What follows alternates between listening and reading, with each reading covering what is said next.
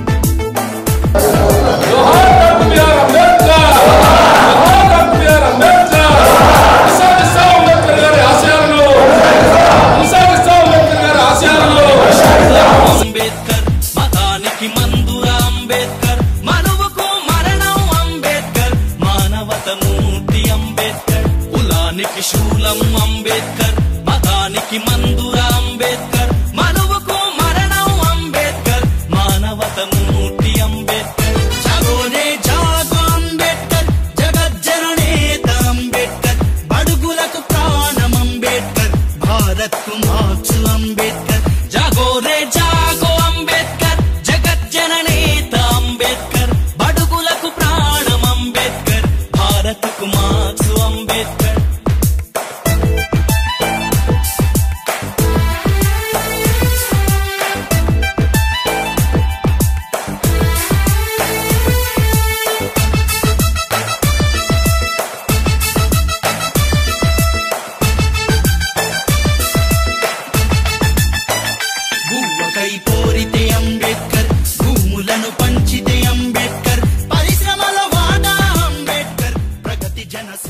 ఈరోజు భారతరత్న భారత రాజ్యాంగ నిర్మాత ప్రపంచ మేధావి అయినటువంటి డాక్టర్ బాబాసాహెబ్ అంబేద్కర్ గారి యొక్క 67వ వర్ధంతి సందర్భంగా మరి జిల్లా పార్టీ ఆఫీసులో వైఎస్ఆర్ కాంగ్రెస్ పార్టీ ఆధ్వర్యంలో మరి వారికి ఘనంగా నివాళులు అర్పించడం జరిగింది. మనం ముఖ్యంగా అంబేద్కర్ గారు అంటేనే అందరూ బడుగు బలహీన వర్గాల ఆశాజ్యోతి అని అందరికీ తెలిసిన విషయమే. కానీ ఈ రోజున మనం రాజ్యాంగాన్ని ఒకసారి పరిశీలించినట్లయితే ఒక్క బడుగు బలహీన వర్గాల వాళ్ళకి మాత్రమే కాదు, మన భారతదేశంలో ఉండే ప్రజలందరికీ కూడా మరి న్యాయం చేసే దిశగా వారు రాజ్యాంగం రూపుదిద్దుకోవడం జరిగింది. ఎందుకంటే రైతులకి, అంటే కార్మికులకి, కర్షకులకి, మహిళలకు, ముఖ్యంగా మహిళలకైతే విద్య ద్వారాగానే సమస్తము సాధించవచ్చు అని చెప్పి ఒక నినాదంతో, చదువు ఒకటే మన తలరాతను మార్చేది ఆయుధం అని చెప్పి మరి ఒకే ఒక నినాదంతో అంబేద్కర్ గారు ముందుకు వెళ్ళడం జరిగింది. మన అంబేద్కర్ యొక్క విగ్రహాలు చూస్తే కంపల్సరీగా వారి చేతిలో ఒక బుక్కు, పెన్ను కంపల్సరీగా మనం చూడడం జరుగుతుందండి. ఈరోజు ప్రపంచ దేశాలు కూడా వారి యొక్క గొప్పతనాన్ని గుర్తించాయి కనుకనే మరి లండన్లో అయితే వారి యొక్క మ్యూజియంలో మరి ఒక బంగారు విగ్రహాన్ని కూడా పెట్టి వారికి ఘనంగా మరి నివాళులు అర్పిస్తున్నారు. వారికి గొప్పతనాన్ని మరి చాటి చెప్తున్నారు. అలాగే మరి అమెరికా పార్లమెంట్ ఎదురుగా కూడా అంబేద్కర్ యొక్క స్టాచ్యూ పెట్టడం జరిగింది. అంటే అమెరికాలో పార్లమెంట్లో వారికి స్టాచ్యూకి ఏ రకంగా పెట్టారనంటే ఒక మాట చెప్తానండి మీడియా ముఖంగా, వెనకబడిన వర్గం నుంచి కూడా ఒక గొప్ప స్థాయికి వచ్చినటువంటి, అంటే ఒక భారతదేశ ప్రజల యొక్క తలరాతను మార్చే విధంగా ఆయన తయారయ్యాడు, ఒక వెనకబడిన వర్గానికి చెందిన ఒక వ్యక్తి అని చెప్తూ మరి వారి యొక్క విగ్రహాన్ని అక్కడ పెట్టి ప్రతి ఒక్కరు కూడా మనకి అసాధ్యమైనది అంటూ ఏమీ లేదు, మన చదువు ఒక్కటే మనకు ఆయుధం. ఈ రోజున బడుగు బలహీన వర్గాల ముఖ్యంగా ఎస్సీ ఎస్టీలు మరి పాత రోజుల్లో అయితే అంటే 100 ఏళ్ల క్రితం మనం చూసినట్టయితే మరి మూతికి ముంత వెనక మరి చీపు తాటాకులు పెట్టుకుంటే వెళ్ళే పరిస్థితుల నుంచి ఈ రోజున అందరూ కూడా మనము భారత రాజ్యాంగం ప్రకారంగా మనకి ఒక రాజ్యాంగ హక్కు ఏమిటంటే మనకు ఓటు హక్కుతో పాటుగా మరి పరిపాలించే హక్కును కూడా కల్పించారనంటే మరి ప్రతి ఒక్కరు కూడా మనం అంబేద్కర్ గారికి రుణపడి ఉంటామని చెప్పడం ఎలాంటి అతిశయోక్తి లేదు. ఈ రోజున మనుధర్మ శాస్త్రాన్ని కూడా మరి అందులో ఉన్న లోపాలను ఎత్తి చూపి బ్రాహ్మణ వ్యవస్థని కుల వ్యవస్థను రూపుమాపడానికి మరి కంపల్సరీగా అంబేద్కర్ యొక్క సిద్ధాంతాలు మరి మనకు ఎంతగానో ఉపయోగపడతాయి.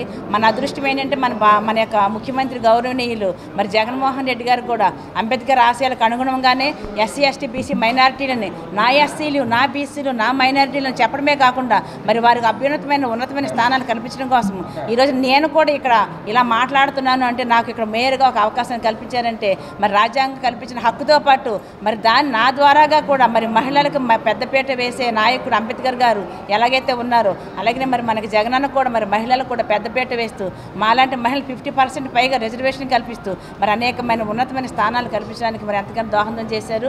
అంతేకాకుండా మరి మన యొక్క ఒంగోలు విజయవాడ నడిబొడ్డున 125 అడుగుల ఎత్తైన విగ్రహాన్ని కూడా మరి వారు రేపు ఏప్రిల్ 14వ తారీఖున కూడా మరి ఆవిష్కరించబోతున్నారు అని అంటే దానికి ముఖ్యంగా మరి అంబేద్కర్ యొక్క సిద్ధాంతాలని ఏ రకంగా మన యొక్క ఆంధ్ర రాష్ట్రంలో అమలవుతున్నాయని చెప్పడం ఎలాంటి అతిశయోక్తి లేదని చెప్పి తెలియజేస్తూ మరి మనకు ఒంగోలులో కూడా మరి గౌరవనీయులు మాజీ మంత్రివర్యులు మా ప్రీతమ నాయకులు గౌరవ శాసనసభ్యులైనటువంటి శ్రీ బాలినేని శ్రీనివాసరెడ్డి గారు కూడా నన్ను గుర్తించి మరి ఎస్సీల్లో కూడా కంపల్సరీగా ఎస్సీలకి మొట్టమొదటిగా మరి మేయర్ యొక్క స్థానాన్ని కల్పించాలని చెప్పేసి వారు నిర్ణయించుకోవడము మరి దాన్ని నేను ఎస్సీ మహిళగా ఉన్న నన్ను ఎన్నుకోవడం కూడా నేను ఎప్పటికీ కూడా వారు నాకు చేసిన మేలు కూడా ఎప్పటికీ మర్చిపోనని చెప్పి తెలియజేస్తూ మరి ఈ రకంగా మనం వర్ధంతి నాడు జయంతి నాడు మాత్రమే వారిని గుర్తించుకోవడం కాకుండా వారి యొక్క సిద్ధాంతాన్ని బడుగు బలహీన వర్గాల వాళ్ళు ఎప్పుడు కూడా ఏదైతే అంబేద్కర్ గారు మన రాజ్యాంగంలో మన కోసం మన చదువుల కోసం మన అభివృద్ధి కోసం ఏదైతే మన పనులు చేయమని మనం ఎలాగైతే ఉండమని చెప్పేసి వారు దిశానిర్దేశం చేశారు. ప్రతి ఒక్కరు కూడా వారు అడుగుజాడలు నడుస్తూ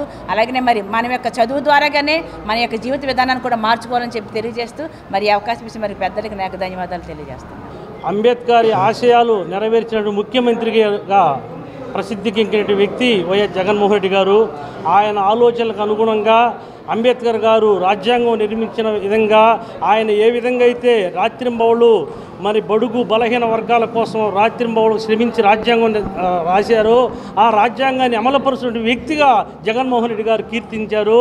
ఈరోజు మన విజయవాడలో మరి మన భారతదేశంలోనే ఎత్తైనటువంటి విగ్రహంగా అది రూపుదిద్దుకుంటుంది. త్వరలో జగన్మోహన్ రెడ్డి గారి చేతుల మీదుగా ఆ యొక్క విగ్రహం ఆవిష్కరించబడుతుంది. మరి బడుగు బలహీన వర్గాలకి ఆరాధ్య దేవుడిగా ప్రసిద్ధిగాంచిన అంబేద్కర్కి అంతటి ఘన నివాళులు అర్పిస్తున్నటువంటి జగన్మోహన్ రెడ్డి గారికి మరొకసారి కృతజ్ఞతలు తెలుపుకుంటూ మరొకసారి జగన్మోహన్ రెడ్డి గారికి అవకాశం ఇచ్చి 2024లో కూడా ముఖ్యమంత్రిగా మరి పీఠాన్ని అధిరోహిస్తే అంబేద్కర్ ఆశయాలు 100% నెరవేరుస్తారని ఆశిస్తూ సెలవు తీసుకుంటున్నాం. ఇక్కడ డాక్టర్ బాబాసాహెబ్ అంబేద్కర్ గారి 67వ వర్ధంతి సందర్భంగా ఘనంగా నివాళులు అర్పించడం జరిగింది. అంబేద్కర్ గారి గురించి మనం ఎంత చెప్పుకున్నా కూడా చాలా తక్కువ. అది ఈ దేశ నిర్మాణం పరిపాలన వ్యవస్థ ఏ విధంగా ఉండాలని చెప్పి కొట్టుమిట్టాడుతున్నటువంటి సమయంలో మరి ఆనాడు ఈ దేశ రాజకీయాలను శాసించినటువంటి పెద్దలందరూ కూడా మరి ఒక నిపుణుడు కావాలని చెప్పి వెతికేటువంటి క్రమంలో డాక్టర్ బాబాసాహెబ్ అంబేద్కర్ గారు మాత్రమే ఈ రాజ్యాంగాన్ని రచించగలరని చెప్పి గుర్తించి మరి అంబేద్కర్ గారికి ఆ బాధ్యత ఇస్తే ఆ బాధ్యతని వారు రాజ్యాంగ నిర్మాణం ద్వారా ఈ దేశ పరిపాలనా వ్యవస్థను మనందరికీ అందించినటువంటి ఆ గొప్ప మహనీయుడు డాక్టర్ బాబాసాహెబ్ అంబేద్కర్ గారు అని చెప్పి మనం తప్పకుండా చెప్పుకోవాల్సినటువంటి అవసరం ఉంది. అదే రాజ్యాంగ స్ఫూర్తితో అదే రాజ్యాంగం ద్వారా ఈరోజు రాష్ట్రంలో రాష్ట్ర ముఖ్యమంత్రిగా వైఎస్ జగన్మోహన్ రెడ్డి గారు వారి నేతృత్వంలో దళితులు గిరిజనులు మైనారిటీలు బీసీలు అని ఈ సామాజిక వర్గాలన్నిటికీ కూడా వారి ఆధ్వర్యంలో జరుగుతున్నటువంటి మేళ్లు మనందరం కూడా చూస్తూ ఉన్నాం. ఊరక మాటలకే ప్రతిపక్ష నాయకుల్లాగా మాటలకే పరిమితం కాకుండా దళితుల పట్ల దళిత గిరిజనుల పట్ల పేదల పట్ల బడుగు బలహీన వర్గాల పట్ల వారికి ఉన్నటువంటి ప్రేమకి నిదర్శనమే ఇప్పుడు విజయవాడలో ప్రారంభానికి సిద్ధంగా ఉన్నటువంటి 125 అడుగుల కాంస్య విగ్రహం త్వరలో ప్రారంభం కాబోతా ఉంది.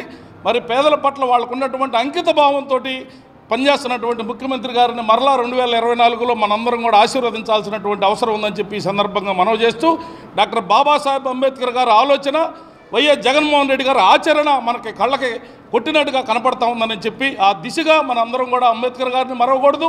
ఇటు ఆయన యొక్క ఆశయాలు కొనసాగిస్తున్నటువంటి జగన్మోహన్ రెడ్డి గారిని, వారి నాయకత్వంలో ఉన్నటువంటి ఈ జిల్లాలో ఉన్నటువంటి వైఎస్ఆర్ కాంగ్రెస్ పార్టీ శ్రేణులందరం కూడా 2024లో పార్టీ గెలుపు కోసం కలిసికట్టుగా పనిచేద్దామని చెప్పి ఈ సందర్భంగా మనవి చేస్తూ ఈ అవకాశం ఇచ్చినటువంటి మీ అందరికీ ధన్యవాదాలు తెలియపరుస్తూ సెలవు తీసుకుంటాం. ఈరోజు డాక్టర్ బిఆర్ అంబేద్కర్ గారి వర్ధంతి మా వాసన్న ఆదేశాల మేరకు జిల్లా కాంగ్రెస్ పార్టీ వైఎస్ఆర్ కాంగ్రెస్ పార్టీ ఆఫీసులో జరగడం జరిగింది.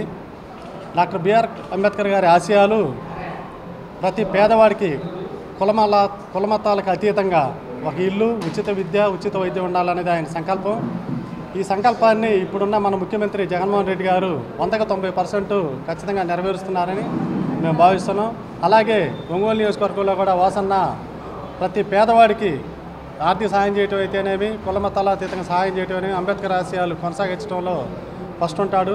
అందుకు జగన్మోహన్ రెడ్డి గారికి, వాసన్నకి ధన్యవాదాలు తెలియజేస్తూ అంబేద్కర్ వర్ధంతి కార్యక్రమానికి చేసిన మా మేయర్ గారికి, అంకయ్య గారికి, మిగతా గోపి గారికి అందరికి కూడా ప్రత్యేకమైన ధన్యవాదాలు తెలియజేస్తున్నాం. Thank you.